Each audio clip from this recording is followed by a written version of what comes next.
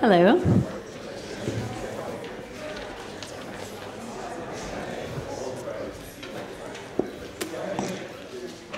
I'm pleased to introduce Bill Marczak for our talk today on cybersecurity. Bill is a senior research fellow with Citizen Lab at the University of Toronto. He has his PhD from UC Berkeley, right here in computer science. His research is focused on identifying and tracking how nations use information to control dissidents. He even discovered a program that can track and record the calls you make on your iPhone. And that was featured in Vanity Fair and other media. So he has been in the news, Washington Post, Larry King. We are really, really fortunate to have him on our team here at UC Berkeley. Thank you, Bill.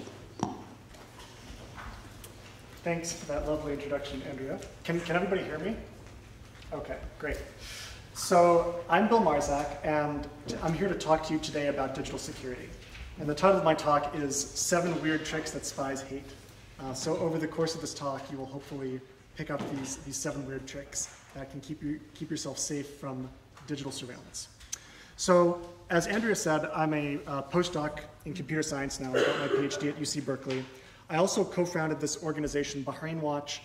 Those of you who do work in the Middle East or Bahrain might have heard of some of the open source investigations that we do at Bahrain Watch.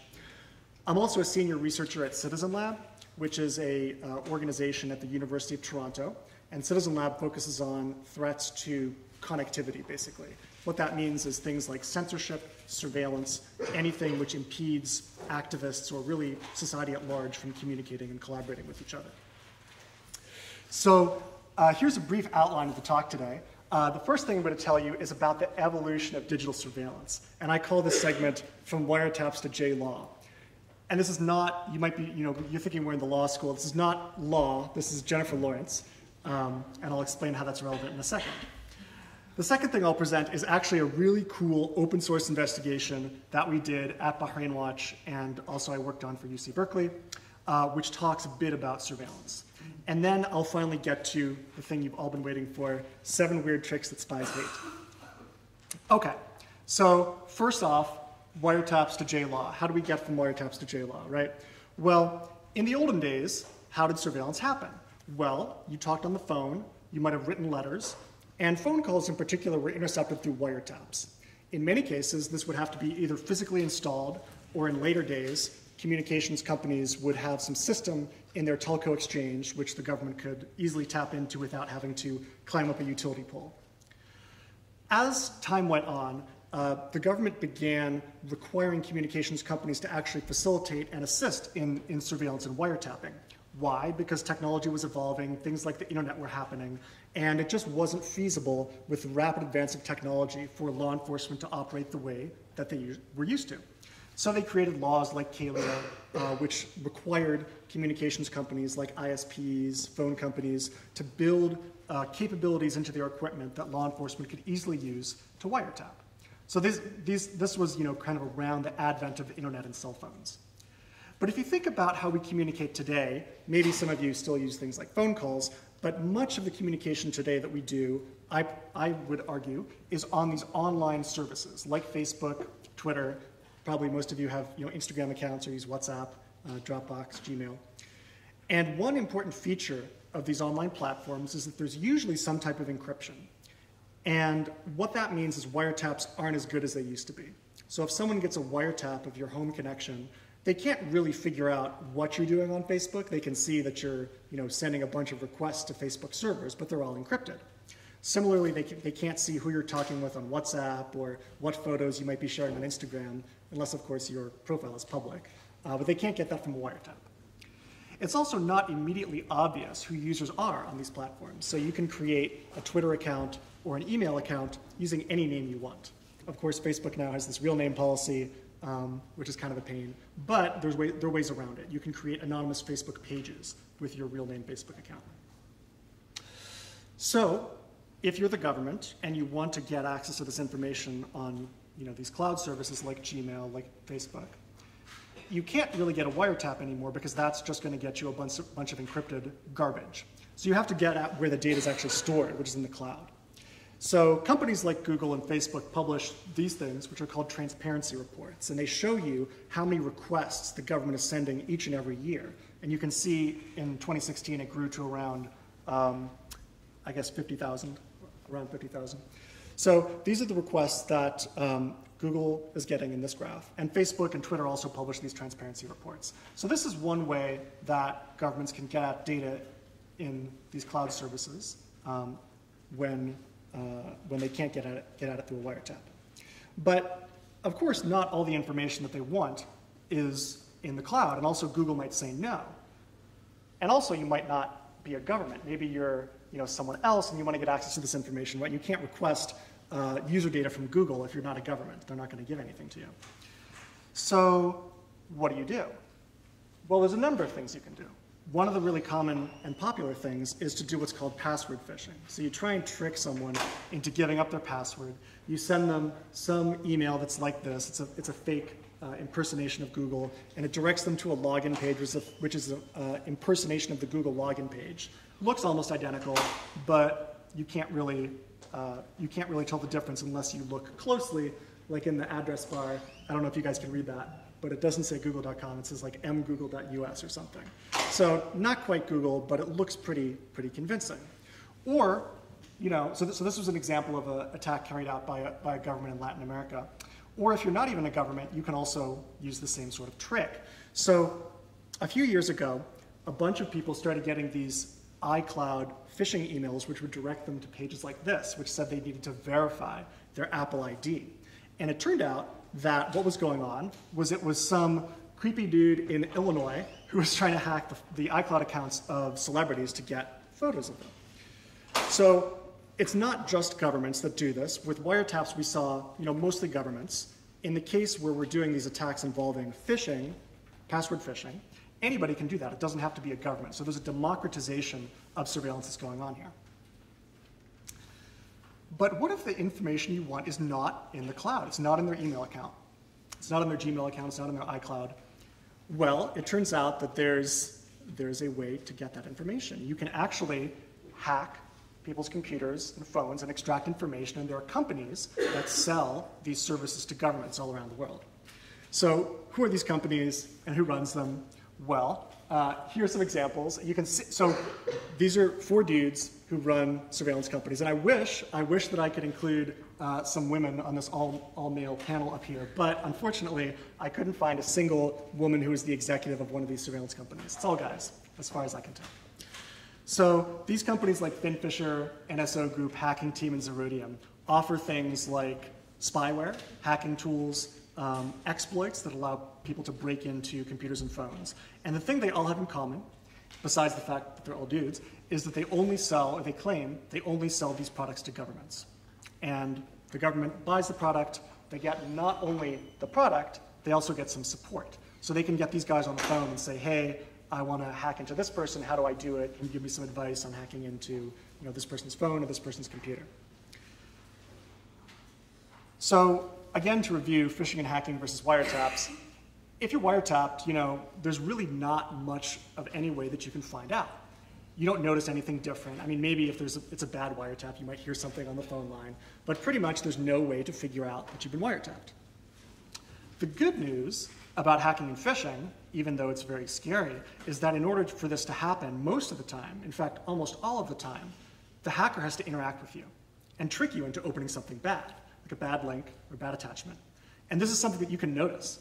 In fact, people have been noticing these things, and that's how we get things like this. I'm not sure if you can read that cover story there, or the story on the side of the cover, but basically an activist in the UAE noticed a suspicious message, and boom, he gets in Vanity Fair, right? Like, this is big news if you can figure out that a government has hacked you or is trying to hack you. So the positive spin I want to put on here, while surveillance is scary and this is going on more and more, it's actually possible to notice and stop, in many cases, hacking and phishing. One of the things I get a lot when I give talks like this, or when I talk to people about surveillance, is they say, well, who would want to spy on me? I'm not really that interesting. I have nothing to hide. I'm completely transparent. All of my work I do in public on social media. Why would anyone want to hack me, right? Well, often it's really not you. The hacker's just using you to get to someone else. So the way I put it is you're only as interesting, or you are as interesting as the most interesting person you know. So they might not be interested in your email account. They might not be interested in your tweets, but they might be interested in using the access to your email account to target your friends. So, okay, am I just making that up? No, this actually does happen. So in some leaked files from Edward Snowden, we learned that intelligence agencies, even Western intelligence agencies, actually do this process. So they wanted to spy on mobile phones of EU leaders. What did they do? They first went after Belgacom, a major telecom company in Belgium. And how did they go after it? Well, they looked for the weakest link. They did specific research on various engineers in the company, found which ones looked like they had exploitable weaknesses, then targeted them, got into the company, and then used the access to the company to spy on subscribers to Belgacom, which were these EU leaders. After compromise, attackers often can do this lateral movement. So they compromise one person, and then they use that access to compromise another person. So this was a case that I worked on in Ethiopia, where attackers compromised the account of an activist, sort of a low-level activist, and then waited until activists were exchanging things on a mailing list, and then replied with an edited copy of an editorial they were working on for publication, which had malware in it, so if you opened it, you'd get infected. And they sent this out to a mailing list with senior opposition leaders for this Ethiopian opposition group. And this actually was able to successfully infect a few of these people and facilitate surveillance on them just by first compromising a low-level person. And I'll give you another example with this really cool open source investigation that I want to tell you about, because I know you guys have been hearing about open source investigations all day, and you can't wait to hear about another exciting example here. All right. So this was something we did at Bahrain Watch, and it sort of started when we saw headlines like this coming out in the news. This one says, Bahrain student sentenced for insulting king. And it's this guy, he was a high school student. He was actually served 1 year in prison for allegedly insulting the king of Bahrain on a Twitter account. He was using this account called Al-Qawra News. It doesn't have his name in it. Al-Qawra is the name of a village in Bahrain. Their account sort of looks like this. And basically, you can see they're posting pictures of protests. If you can read some of the text there, they sort of have all these other accounts that are linked to their Facebook and Twitter account, like YouTube. They even have like a BlackBerry BBM group or something. I don't know who uses that anymore, but they do apparently. They have a Gmail account, etc. So you can see there's no real name here. It's just Al-Qawra News, the name of the village. It's not really linked to anyone in particular, anyone specific. So how did they find out that it was this guy? Well, we looked at the court documents, and we found a statement from this guy, the head of the cybercrime unit, Colonel Fawaz al-Sumaim, saying it's a secret investigation involving private methods of our department that cannot be disclosed. So that was a bummer. Like, this dude's not going to be much help. So what do we do next? Well, we kept looking through the court documents, and we found this document, which, in relevant portion, is essentially an order from the public prosecution of Bahrain to uncover the user of a specific IP address that's associated with Al-Qawra News at a certain date and time, and it's signed by the prosecutor. So the question became, okay, well, how could they associate this IP address with a particular Twitter account? Like, you shouldn't be able to get this information from a wiretap, because the communications with Twitter are encrypted, so you shouldn't be able to see what the person is doing on Twitter, what pages they're accessing. So it probably wasn't a wiretap. So then how did they get this information? Well, one of the things that we found was that this account, Al-Qawra News, kept sending out tweets even after this guy was in prison. So we thought that it might be run by many different people. So we contacted them, and we asked them to forward us anything suspicious that they'd noticed in their account around the date and the time that we saw on the court document. So what did we find? Well, they forwarded us this message on their Facebook account, which is from a user called Red Sky. And we determined that Red Sky was actually an activist who had been arrested, and this message was sent from his account while he was in prison. So that seems a bit suspicious, right? The government probably had access to this account.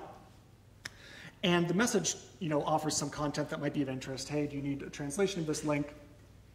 And you can see it's like a shortened link. It's using like Google's link shortening thing, goo.gl, right? So where did this link go? What was going on here? Well, we found that it actually went to this other site called iplogger.org. So if you had clicked on this link, it would have taken you to this site, iplogger.org, and then would have redirected you to another site, which was on some tweet, I think, on Twitter. So iplogger.org is sort of exactly what it sounds like. This is a screenshot from their website. You can go there, you can generate a special short URL, which can redirect to any website you choose. And this link, when clicked on, will save the IP address of each user who clicked on the link, along with the date and time that they clicked and other information. So, okay, this is seeming like we're on sort of the right track here to figuring out how they got this guy. We also noticed that the information, so we were able to get some information from Google publicly. Google offers public statistics for any goo.gl link. And we found that this link was only ever clicked once from Facebook in Bahrain. So it seems like this guy might have clicked on this. We also compared the date and time, according to Google, that the link was created versus the date and time in the court document. And we found that the date and time in the court document was about 21 hours after this link was created on Google. So what we took away from this is pretty strong circumstantial evidence that this was a link sent which identified this guy and resulted in him serving 1 year in prison. So moral of the story, if you're operating an anonymous account, be careful about clicking on these links. So now the moment you've all been waiting for. What are the 7 weird tricks that spies hate? We've seen what they can do. They can identify you if you click on links. They can potentially hack you with weird messages. So how do you defend against this? How do you protect against this? And remember, even though they might not be ultimately after you, they still might hack you. So this guy, I showed you another picture of him earlier, Chowki Bekrar, the CEO of Zerodium, which is one of these companies. And you can see him giving the thumbs down here because he's disappointed by what I'm about to tell you. All right. So the first one is, as I emphasized earlier, a lot of these attacks start with social engineering. So virtually all hacking or phishing of your phone, computer, email account requires, at some stage, your unknowing cooperation. So you'll basically get someone that's posing as someone innocuous with bearing a gift or something that they want you to open. So how do you determine whether something is social engineering or a legitimate message? Well, there's a lot of things that you can actually look out for. In many cases, the sender will be unfamiliar in some way. Maybe you'll get a random unsolicited message, like the guy, the Al Khawra news account getting a random message like, hey, do you want to translate this? Unfamiliar links, unusual messages, something that might trigger your curiosity, create a sense of urgency, or engender strong emotions. So what do I mean? Well, here are some examples. So this is kind of like an unusual message, right, that might trigger your curiosity if you're this news group. What else? Well, so these are messages that we found that activists in Mexico were receiving. And these messages actually, there were a variety of messages. Some of them said things like, oh, dear client, you've got an outstanding debt of $8,854 in national currency. Click here to verify details. And it turns out that if you had clicked on this link, if you had received this link and clicked on it, a single click would have infected your iPhone and allowed the government to spy on your iPhone. So in this case, we can see, well, look at that number up there. Like, it's some random number. It doesn't appear to be in this person's contact list. So that's already something odd. Also, the link looks a bit weird, right? Like ideas-telcel.com.mx/3975827s. Like, just the ending part of that link looks weird, right? Like all that numbers and then the S. Like this doesn't seem like it's not like bit.ly or goo.gl or not saying that those are necessarily safe, but those might be more familiar. Automatically we can see the link is unfamiliar, the sender's unfamiliar. There's also the sense of urgency, right? Like if you don't settle your this huge outstanding debt with your phone company, maybe something bad will happen. So you might receive this message and the emotions going through your head might be, oh crap, I've got to deal with this, click, and then you're infected. So that's something to look out for. Another case, we saw activists in the Middle East getting messages like this, where it's like, oh, we're going to terminate your Google account unless you immediately click validate here. And if you clicked on that, you'd be taken to a phishing page where you enter your username and password, and then the attackers would get your username and password. Another example that we saw, which was actually really frightening, activists in Mexico were receiving messages like this, like, your daughter was just in an accident, she's in grave condition, I hope you can come, here's the link where she's hospitalized. Very clearly designed to engender strong emotions in the person who receives it.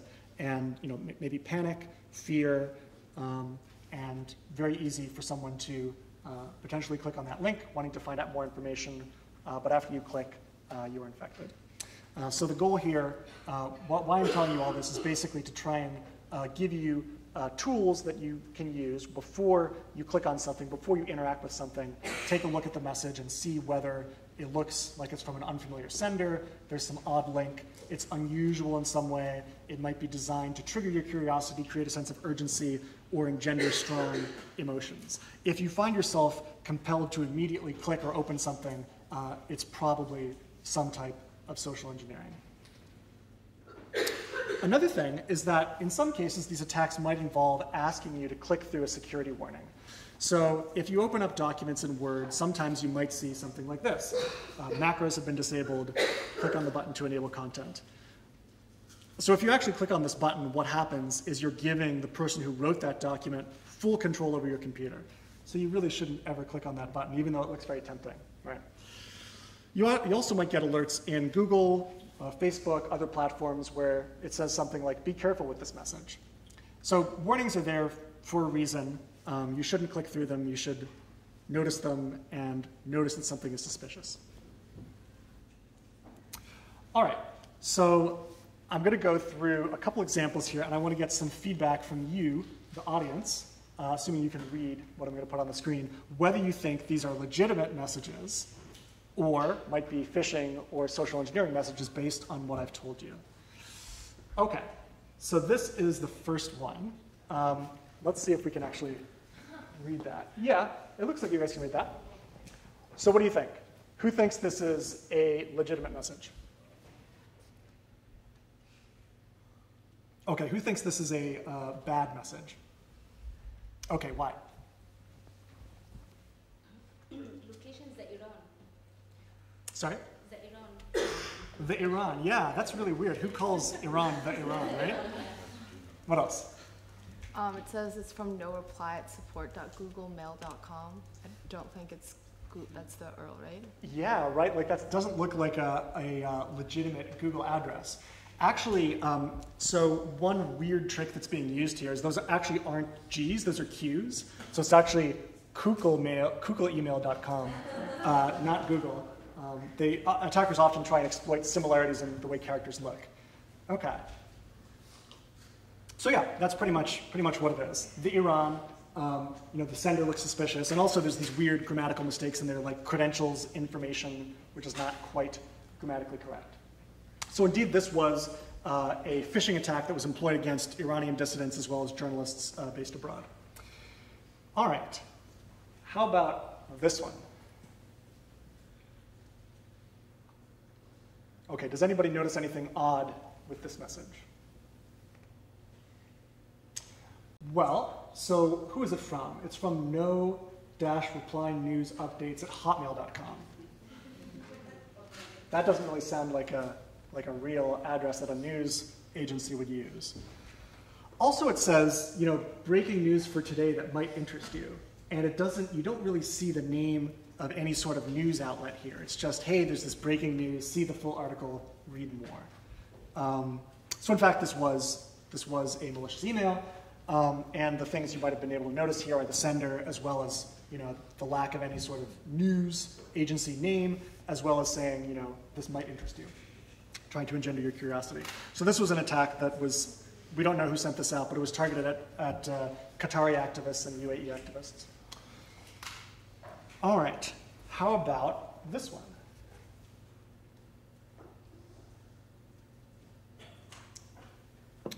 What about that link there? aax.me. What do you guys think of that link? Yeah, it looks kind of weird, right? Like, I've never heard of the site ax.me. It looks like it's something like bit.ly, but I've never heard of that. What do you guys think of the sender? Yeah, it's a bit suspicious, right? The right to fight at openmailbox.org. Like, personally, I've never heard of openmailbox.org. That's not Gmail. I don't know what that is. Also, what about the content? Well, it looks like it's trying to get this guy, Rory Donaghy, to be a member of a panel about human rights in the Middle East.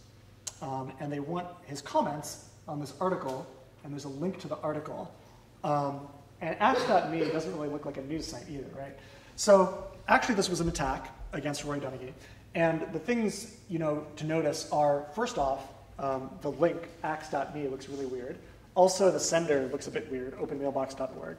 And also, this is trying to clearly create interest and perhaps exploit this person's emotions, like, oh, you're so important, we want you to be on this panel of experts that doesn't appear to be associated with any known human rights organization.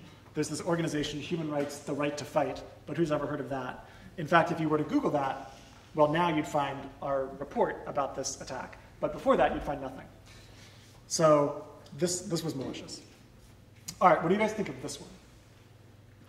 Who thinks this one is bad? Who thinks this one is good? Okay. Why do you guys think it's good? Me? Yeah. Because I always have to reset my password. So I know that's real. I see it a lot. Yeah. The email looks legit. Yeah. So it's from, you can see it's from password@twitter.com. And if you look really, really closely, yes, that is in fact Twitter. There's no funny character substitution going on. And yes, people do get password reset emails all the time. So yeah, this is actually legitimate. However, you should perhaps be concerned if you receive this email because maybe someone else has access to your account. Did you have a question? Yeah, so I think there's a way to change how your sender email looks when you're in Gmail, in the main screen and the sender thing. So is that one always the actual email or here? Mm-hmm. Yeah. Yeah, so at the top of the message in Google where it says from, and you see the email address, that is the email address that it was sent from, 90% of the time, I'd say. In some cases, you could spoof it, but the way that spoofing works is it doesn't work for really popular sites like Twitter or Gmail or things like that. All right, so this is in fact legitimate, and the person who received this should have reset their password, which they did. So everything was good. So in many cases, though, attacks can attempt to spoof these sorts of emails, right, to try and get you to think that you actually have to reset your password. So it's very important to check to make sure that it's from the correct sender, at twitter.com, and that the email looks pretty legitimate. Like, I don't see any typos here. This looks like a legitimate Twitter email. All right. So social engineering. So what happens if you actually click on one of these things or actually, open an attachment that you're not supposed to and you later realize that there's something amiss? Well, the first thing is, it's totally normal. Most people do this. Don't feel bad about it. About 40 to 60% of people are actually tricked by spear phishing, according to whichever cybersecurity firm you believe. This statistic is from FireEye. So a lot of people fall for this, and what is the solution? Well, better education is part of it. But if you do click on something, or even if you notice something suspicious, the most important thing is to report it, because most of the stuff that we know about government hacking is because someone has noticed something suspicious, like one of these suspicious emails I showed you earlier, and they've reported it. So you can report it to organizations like Citizen Lab or the Electronic Frontier Foundation, EFF, they're based right in San Francisco, or really anyone, including your IT staff. And they'll be able to offer support as to what you should do if you've clicked or you've opened it or you've typed in your password. So this is actually really important, to report anything that you get that's suspicious. Don't just delete it and ignore it, report it. There's also a number of things you can do right now so that if you actually accidentally click in the future, you'll have a second line of defense. The most important ones of these is to turn on two-factor authentication for each account that you own. And two-factor authentication means you can't sign in with your password. You have to use both your password and a code from your phone or one of those little things on your keychain, which is called well, the brand is called a YubiKey. So you can buy a YubiKey for I don't know, like $20 now. You can get them for free in actually a lot of places too. And set this up with your Google account and Facebook account and then you need to plug that in whenever you're signing in from a new computer. And this prevents someone who's stolen your password from accessing your account without the second factor, meaning your phone or the USB key. And it also prevents things like phishing in some cases. So basically, yes, if someone steals into your password, they can't log into your account, or they have to steal either the YubiKey or the phone as well. So that's one aspect of the defense here. You can turn this on Twitter, Facebook, and Google, and there's also a site, twofactorauth.org, where you can see a list of every site on the internet that supports two-factor authentication. Another important thing specifically about the YubiKey is it's pretty much a silver bullet for password phishing, because the way that this is set up in your browser means that the YubiKey won't work if you're on an impersonation site. So you won't be able to accidentally give the second factor to an attacker. So I'd recommend that you use YubiKeys. You can get them for free in some places. I think if you contact like EFF or even Facebook, they'll probably give one to you for free. Yeah, I'd recommend you set this up with Facebook, Google, and all the other places that support it. The other thing is you should really keep your account recovery settings up to date. This means making sure that your recovery email, phone, and secret questions and everything are all current and you still know how to recover your account. And also that you're able to do things like trace your phone or remotely wipe it if it gets lost. And this is particularly important because we saw earlier that this guy, Red Sky, his account was compromised and then used. So if your account's hacked, it can be used to target your friends. So it's important to get it recovered or shut down as quickly as possible. Another thing is to keep your computers and phones up to date. And the reason for this is actually quite subtle. So the thing is that, so I'm a computer science PhD, so I can say that all the experts in the computer science field have never produced anything that's completely secure or unhackable. There are always ways into things. And if you think about modern software that you might use, like how much code is running on your Mac or your iPhone? Well, this is on the order of hundreds of millions of lines of code. So it's really, really hard for companies that make these sorts of products to ensure that everything is totally secure, that there's no bugs in any of their code that could allow someone to access your data. This was actually a really interesting case a couple of years ago where there was this line in the code for macOS which was duplicated, and that duplication allowed anybody to essentially impersonate a website and potentially snooping on your encrypted traffic. Do things like read the emails that you were sending, even find out your passwords as you were logging into sites. So tiny, tiny little bugs like this. And think about it, hundreds of millions of lines of code. So it's pretty much, at least in the current state of affairs in computer security, pretty much hopeless to expect that your software and devices are going to be completely secure. So is all lost? Well, maybe. So you guys have probably seen headlines like this, like, there's been security flaws in products which have led to potential human rights issues, activists being arrested. Even, a couple days ago, or yesterday actually, there was the whole ransomware thing, which was spreading via an old vulnerability in Microsoft Windows. So the thing about software bugs or these vulnerabilities in software is that, often the vendor, meaning Apple or Google or whatever, will find out about the bug. And once they do, they will release an update to fix the bug. And you'll probably see an annoying notification on your computer or your phone saying, new version available, please restart your computer to update macOS, right? And it's a pain, you're working on something, you're like, oh crap, I'm not going to restart it, like, try again later, and then the next day you try again later, the next day, etc., and it never gets installed. So that's a problem, because once the update's installed, it can no longer be used to hack you.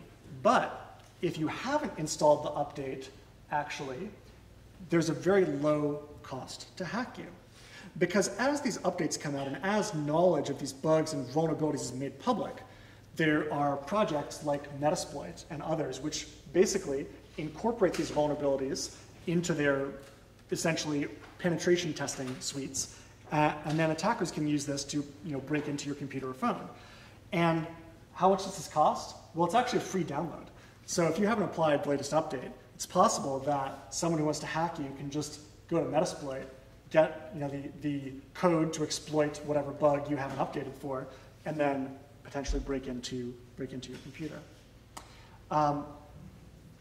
It turns out, though, that sometimes people find bugs, and they don't tell the producer or the vendor, like Apple.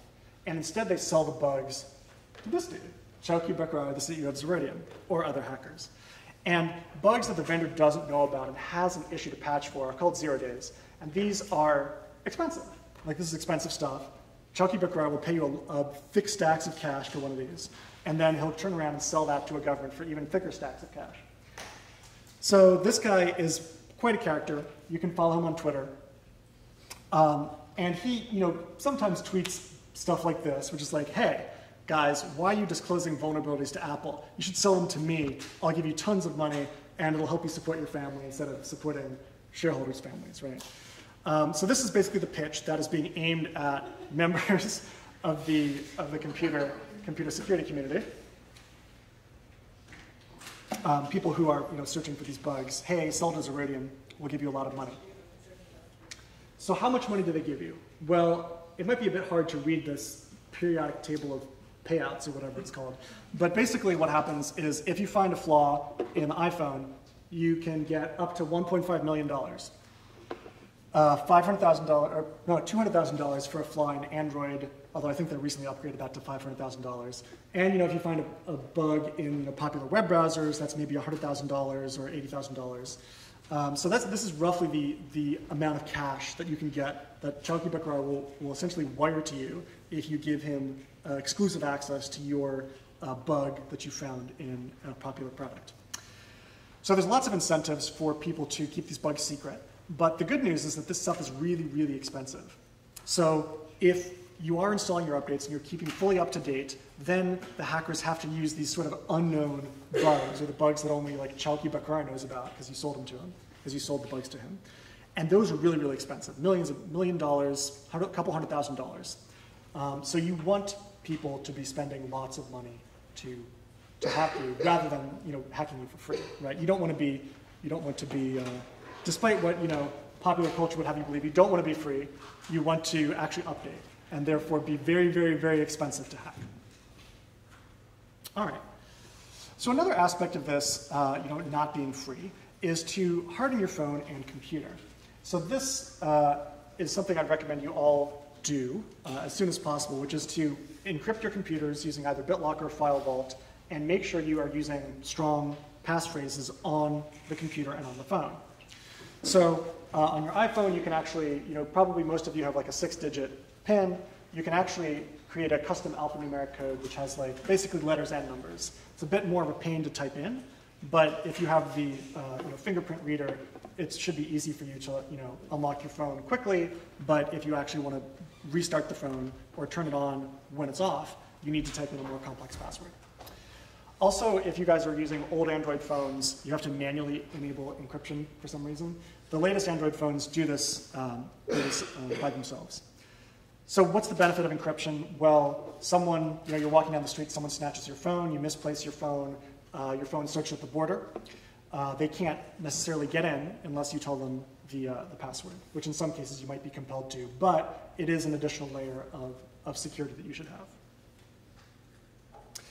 Also, if you have an Android, there's also this really annoying option you should disable. It's called Allow Installation of Apps from Unknown Sources. God knows why they have this here, but you should have that turned off so you only install things through the Google Play Store. This prevents accidentally installing malicious apps that people send you on your Android phone. All right. So what happens when you set a strong passphrase? Well, we have actual evidence of this.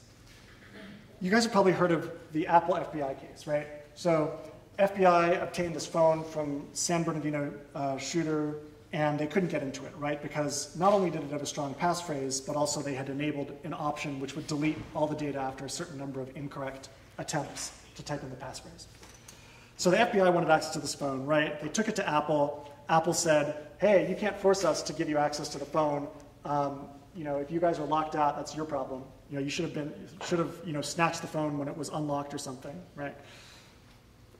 And then, you might have, Donald Trump come along and say, oh, I just thought of it, boycott Apple, right? So ultimately, the FBI wound up paying around $1.3 million to get access to the San Bernardino iPhone. Very expensive, right? So this is what happens when you set a strong passphrase. I'm not saying you guys should,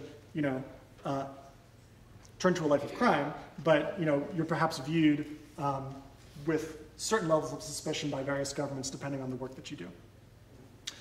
So again, don't be free, set a strong passphrase, make them spend millions of dollars to break into your data. Because, let's face it, most of us aren't interesting enough to spend millions of dollars, and most of us don't know someone interesting enough to warrant that kind of expenditure on the part of an attacker.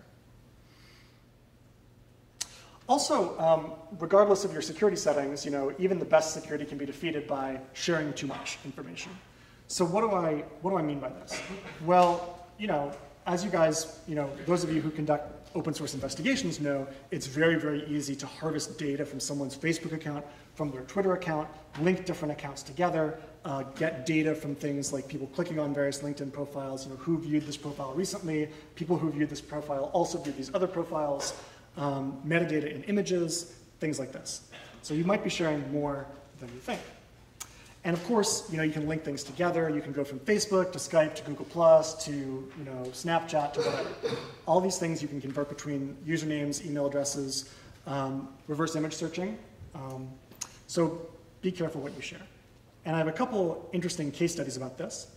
You guys might have heard of this dude, John McAfee.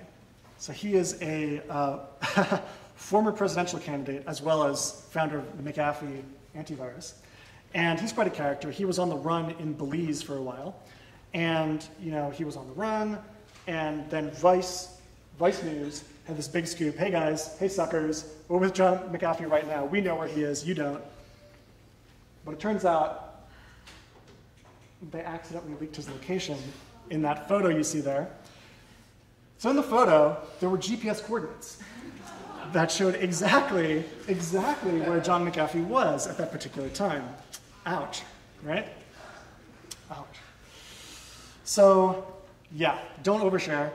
Make sure that, in particular for things like photos, if you're taking the photo on your phone, you can actually disable location services in the camera app, and also things on Facebook or other apps where you take photos to make sure that that metadata is not incorporated into the photo when you share it. And also, it's good practice to just go through and make sure that you're not sharing too much stuff on Facebook or Google, checking your current privacy settings on things like posts. So another really interesting example for those of you who are following news in the United States. So the former director of the FBI, James Comey, there was this interesting piece, I think a couple months ago, which is also a really interesting case study of open source investigation. So there was this story that came out saying, this is almost certainly James Comey's Twitter account. And it was, the screenshot of this account, like Reinhold Niebuhr at Project Exile 7. Okay, so how on earth did they link this to the FBI director? Well, here's what they did. The intrepid journalists at Gizmodo or whatever published the story said, okay, we know Comey's son. He's got an Instagram account. We can see his name there. Let's request to follow him. So they clicked, request to follow. It was a private Instagram account. He didn't accept back. But Instagram came back with suggestions. And one of the suggestions was Reinhold Niebuhr. Interesting. So they found a public article mentioning that Comey was reflecting on his time at college, and he was especially interested in the writings of Reinhold Niebuhr. Okay. They found a Twitter account called Reinhold Niebuhr at Project Exile 7, and they noticed that there was an article published that Comey had worked on a project called Project Exile back in 1999. And the only follower of the account on Twitter was Comey's friend, this dude Benjamin Wittes from Lawfare. And he had posted an article saying, let me start with a disclosure, James Comey's a personal friend. Okay, so we've got an account being followed by James Comey's personal friend, the only account that's following this mysterious Project Exile 7 account, which is named after a project that Comey took part in when he was a law enforcement officer earlier in his career, and also it has the name Reinhold Niebuhr, one of Comey's, someone Comey studied back in school. So this is a pretty good attribution here, and in fact, Comey tweeted out, that's amazing, I'm not even mad, you got me, with a link to FBIjobs.gov. So anyway, my point is that even if you're running one of these pseudonymous accounts, or even if you think you're not sharing your identity directly, you might be leaking more than you think. You know, Project Exile, Reinhold Niebuhr, and your son's Instagram account, your whatever. There's all these links that can potentially be combined to trace something back to you. Okay. And finally, for the seventh thing that spies hate, I'll pose this interesting question to you. What do the Turkish coup plotters and the Trump administration have in common? Well, this is not the setup to a bad joke, I promise. It's actually, they both used insecure mobile phone messaging apps. The Turkish coup plotters used this app called Bylock, which was literally written by one of their friends, and it turned out to have huge security vulnerabilities. And White House staffers probably still use this app called Confide, which is some sort of secret sharing app. I guess they liked it because messages disappeared after a certain time. But in fact, there were serious security vulnerabilities in the app. Best practice is to stick to known secure apps, like Signal, like WhatsApp. These are good. You're not going to get burned by getting wiretapped on one of these apps because the crypto is good. It's end-to-end encryption. People in the middle can't see what you're saying. If you have a question about your favorite app, there's a guide published by the EFF on their website called the Secure Messaging Scorecard. You can just Google for Secure Messaging Scorecard and find it. And it compares the various apps that you might have questions about along several categories, like has the cryptography they implement been peer-reviewed? Has the app been peer-reviewed to make sure that it's doing things in a sensible way? One particularly notable case of a bad app in this regard is Telegram, which has decided for whatever reason to invent their own cryptography. Cryptography is actually pretty hard to get right, so I would recommend that you stick with apps like WhatsApp and Signal. In some cases, you can't necessarily dictate to your contacts what app to use, but I feel like most people are on WhatsApp, so that's probably good enough for most purposes. All right. That was a long talk, right? Okay, so let me just quickly review stuff to make sure that we don't forget anything. First, look out for social engineering.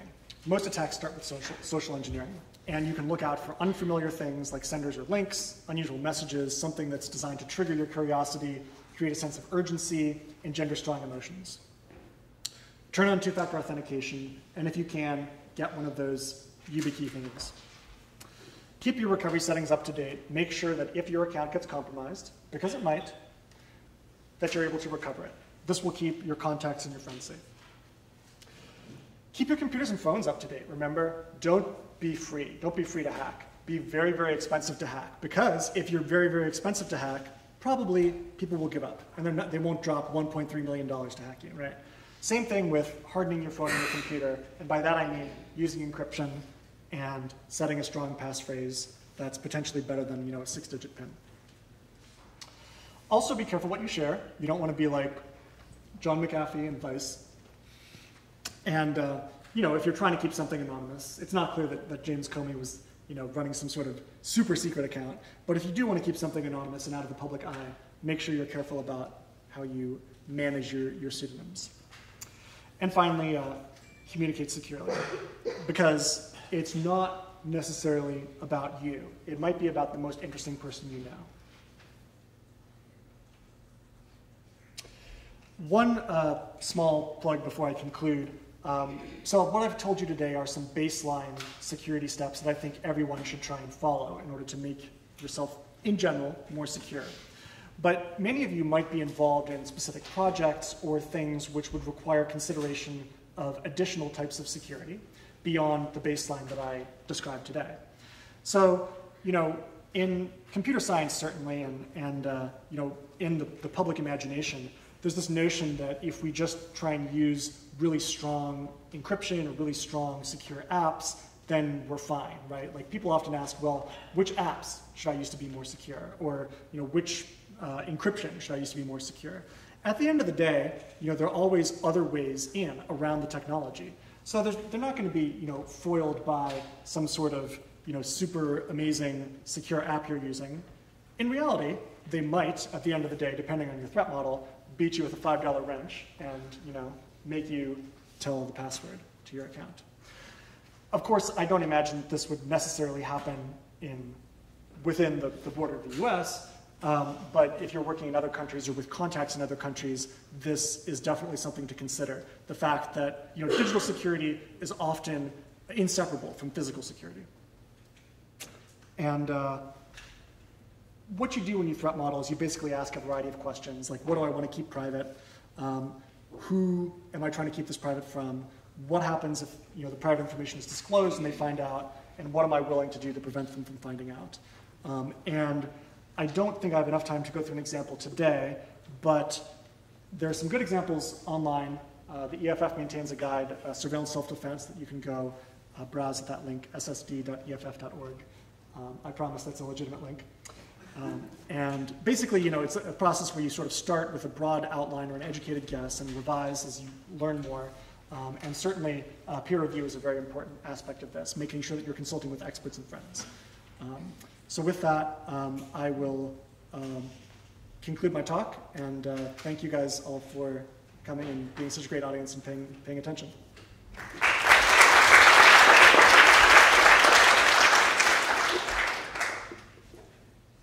Actually, maybe we have about 5 minutes for Yep. time for a few questions. I'm happy to answer any questions. Yes. I want to ask about Touch ID and phones. And Yeah. I've heard both ways, like Touch ID is great and secure, but then also cops can compel you to Touch ID your phone. What would you suggest? Well, at least, from my personal threat model, what I do is when I'm traveling in certain places where I feel like that's a possibility, I would, turn Touch ID off. So my threat model is basically like I'm not worried about the cops pulling me over and grabbing the phone out of my hand in the US. Maybe I should be, I don't know. But what I'm mainly worried about is things like at the border. Like, I go to the border and the customs agent says, oh, can you please unlock your phone for me? Or just kind of like grabs my finger and puts it on the phone, right? So when I'm crossing the border, when I'm traveling to countries where I'm worried about, interception on the ground by police, I turn off Touch ID. I don't know, it really depends. It's a really great convenience thing, right, to have, Security is often, a trade-off with convenience. There's very few things where you can just say, oh, well, I'm going to keep doing things exactly the way I'm doing and not have any overhead associated with security. But it's really about what things you're willing to do depending on your threat level. Any other tips for crossing borders? And that's obviously a increasingly problematic space. Yeah, it's really, really, it's a very, very complex issue with lots of nuances. So one thing that you could potentially do is bring a separate device when you travel. So you have your home laptop and your home phone, and when you travel, when you cross a border, you bring a different laptop and different phone. And that's a perfectly legitimate thing that a lot of people do. Like if you're traveling for business, why would you bring your personal laptop? You probably have a business laptop. So that's something that would be, I'd imagine, very easy to explain. You can do other things like if you don't want to have a different device, you could sort of leave a backup of your data at home and wipe your phone when you travel. That might be a bit suspicious if you show up at the border with a wiped phone. They might ask you more questions. You can also do things like, if you're bringing travel devices, you can leave some data encrypted on like Google Drive or something that you then download once you get to your destination, if you don't want to carry that data across the border. But there's a few pretty good OPSEC guides out there. The GRUC has a really good one for crossing borders. I don't have a link to that offhand, but you can check it out on Twitter.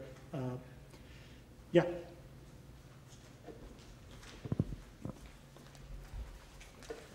What's your take on password managers like LastPass, things like that? I use it. I don't know if it's good or not, but what's your take on those? Can I ask just in relation to password managers? Yeah. A question to that. I was just going to ask about passwords as well. So what's the likelihood that so you have so many accounts and you can't keep up with too many passwords, otherwise you keep forgetting. And so what is the chance that so if you use a single password for several accounts, what's the chance that if one is compromised, the others could be affected as well? It's definitely possible. If I were an attacker and I found out your Gmail password, I might also try that on Twitter and Facebook. So if you do things like two-factor authentication, that would automatically prevent that class of attack. Password managers, I think, are good. They can sometimes be a bit challenging to use, especially across different devices. But if you can find a password manager that fits with your workflow, I'd recommend it. If you have more specific questions, we could chat perhaps more in detail during the break. But I'd just say, password manager is good if you can find a way to use one. Which one do I use? I think it's LastPass is the one that I use. It's a browser-based password manager. It's pretty good in terms of generating passwords and storing them. So say someone finds like the weakest person in your organization and they get access to their email account and then they send you an email saying like, hey Alice, I know we're meeting this week, fill in this, when to meet or something. And at that point, is there really anything you can, do without double checking everything to make sure you don't get? Yeah, it's really tough. If the attackers have compromised one of your friends and they're using the friend's email account to target you, the one thing that you might be able to spot is if the message seems like it's odd coming from that person, like if they don't usually email you asking you to do something and then they are suddenly. It's kind of a sucky way to live, to be paranoid of everything all the time, right?